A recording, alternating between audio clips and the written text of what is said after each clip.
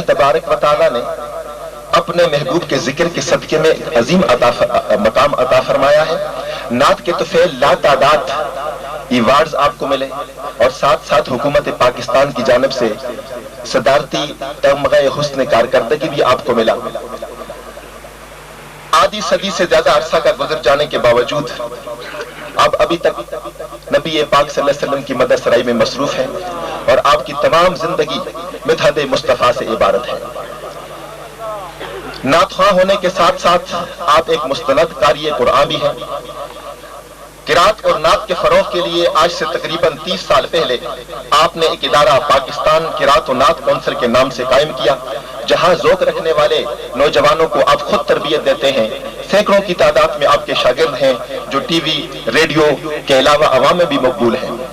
فروغ نعت کے لیے گراں قدر خدمات کے اعتراف میں ایوان دانش کی جانب سے آپ کو تاج پیش کیا جاتا ہے.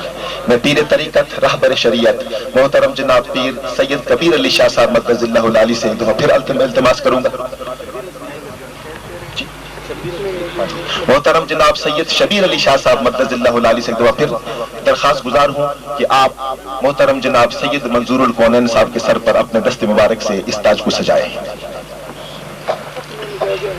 محترم جناب سید شبیر علی شاہ صاحب اپنے ہاتھوں سے محترم جناب سید منظور الکونین کے سر پر یہ تاج سجا رہے ہیں. نعرہ تکبیر, نعرہ رسالت, نعرہ حیدری, نعرہ غوثیہ, ثنا خانان رسول, ثنا خانان رسول.